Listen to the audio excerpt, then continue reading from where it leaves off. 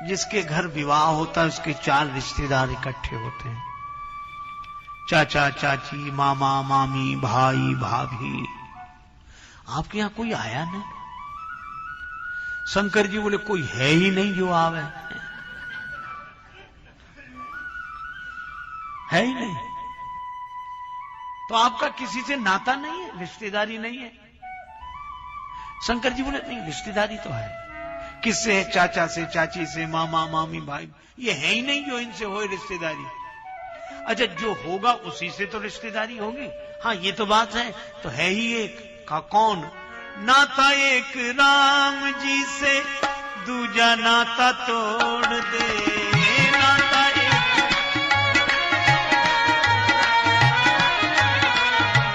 आशा एक राम जी की, दूजी आशा छोड़ दे। आशा एक राम, धन्यवाद निर्विवाद, धन्यवाद निर्विवाद, राम राम कहिए, जाहि विधि राखे नाम, ताहि विधि रहे। जाहि विधि राखे राम, ताहि विधि रहे। सीताराम सीताराम, सीताराम सीताराम,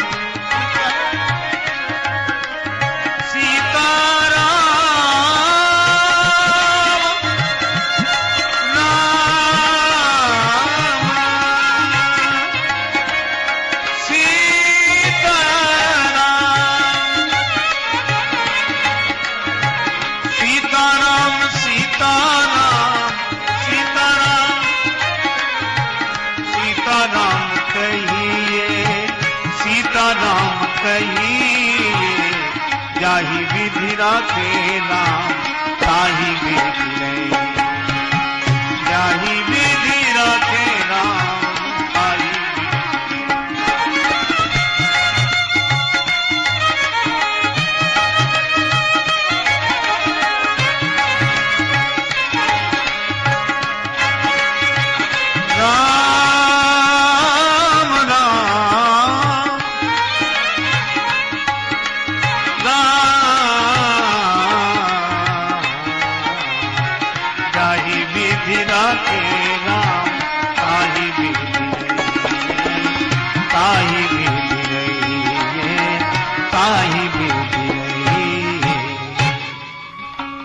शिव जी कहते हैं भगवान से नाता है बस। अरे तो एक काम करो ना, भगवान तो लक्ष्मीपति है, नारायण, हाँ, उनसे कुछ मांग लो।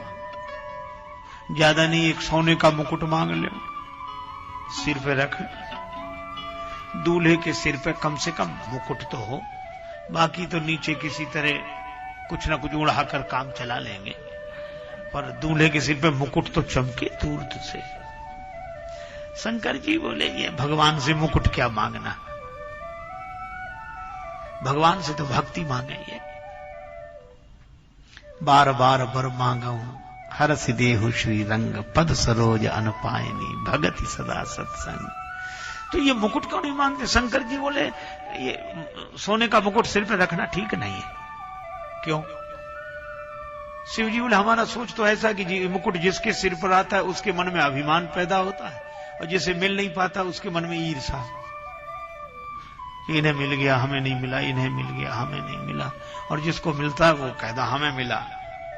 उन्हें ऐसा मुकुट क्या सिर पर रखना जो अपने मन में अभिमान पैदा करे, दूसरे के मन में ईर्ष्या।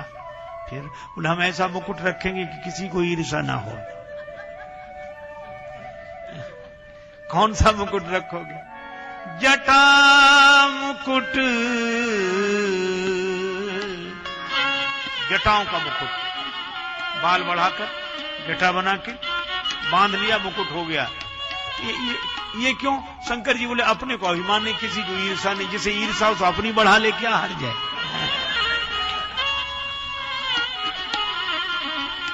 यह मौका तो भगवान ने सबको दिया, बढ़ा ले।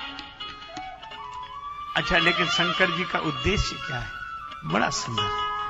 आहा, ये बाल प्रचुर मात्रा में सिर से जन्म लेते हैं, और बिखरते। इन बिखरे हुए बालों को समेटकर जटा बना लेना और उनको भी बांध लेना। यही जटा मुकुट कहलाता महात्माओं के, जो जटाधारी होते, जटा मुकुट।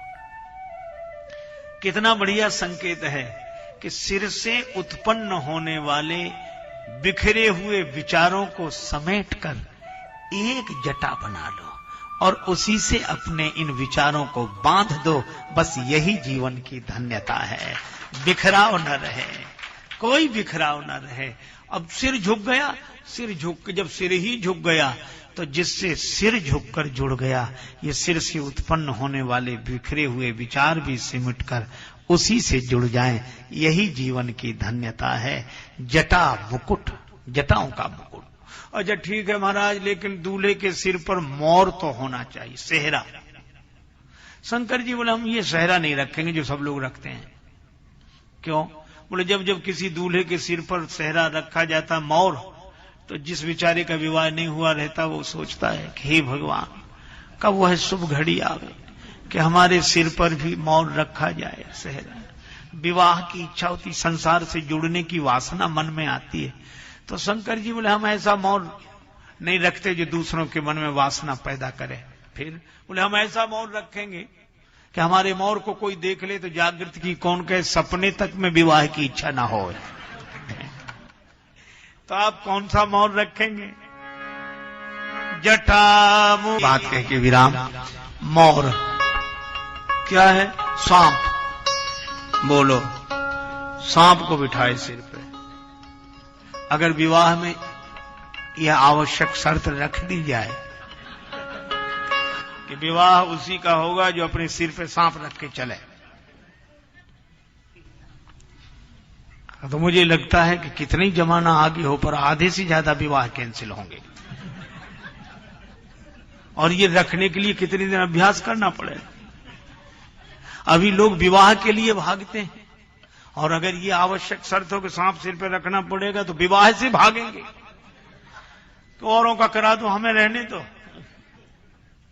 पर शंकर जी ने सांप सिर पर क्यों रखा? और सिर पर रखा तो विवाह के लिए गए क्यों? ये सदगुरु हैं, और सदगुरु का व्यवहारिक आदर्श लोगों का मार्गदर्शन ही करता है। शिव जी का संकेत यह है, विवाह है संसार से संबंध जोड़ना। तो संसार से संबंध जोड़ने तो चलो, पर सांप को सिर पे रखने का क्या अर्थ है? का सांप है काल का रूप, काल व्याल है। तो ये सिर पर, इसका अर्थ ये कि संसार से संबंध जोड़ने तो चलो, पर यह याद रखो काल सिर पर सवार है। काल गहे कर केस, कबीरा सूता क्या कहे काल गहे। क्या करे काल गहे कर केस, क्या जाने कि तुम्हारी है क्या घर क्या परदेश। काल सिर पर सवार है, ये सोचकर चलो तो इससे क्या होगा कि ऐसा व्यक्ति संसार में बसेगा तो, पर संसार में फंसेगा नहीं, जिसको यह याद रहेगा। तो एक संत की वाणी है, वो कहते थे 3 चीजें याद रखें। क्या? आत्मा की अमरता, शरीर की नश्वरता और ईश्वर की महानता। ये 3 चीजें याद बनी रहें। और शंकर जी इन तीनों का मार्गदर्शन अपने व्यवहारिक आदर्श के द्वारा और उदात्त चरित्र के द्वारा करते हैं। तो जिसके आचरण उच्चारण की एकता हो, ऐसा समत्व के भाव में स्थित परमात्म स्वरूप सद्गुरु, उनके एक वचन से कल्याण हो सकता है। पर हमारा विश्वास हो